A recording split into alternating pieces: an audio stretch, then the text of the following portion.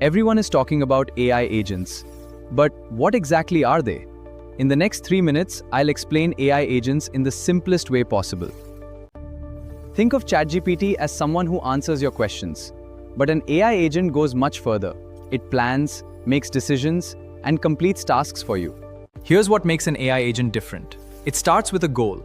Then it creates a plan, decides the best next step, tools like search or calendars, remembers what it has already done, and keeps working until the task is complete. That's the biggest difference. AI agents don't just answer questions, they actually complete tasks. Let's look at a simple example. Planet Japan. Instead of giving just one answer, the AI agent starts completing every step automatically. You only gave the AI agent one goal, but it completed multiple tasks automatically. That's the power of an AI agent, automatically. Now let's look at a software developer. Instead of generating just code, the AI agent plans the entire project and completes each step.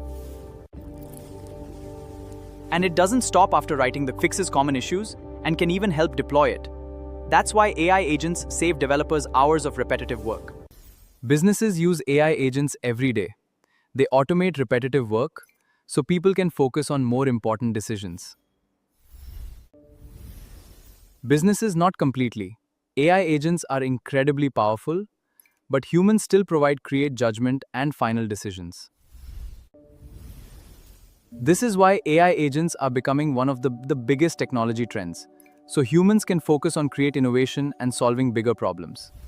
So, what makes an AI agent so powerful? It combines an AI model with memory, tools, and real-world information to solve complex tasks.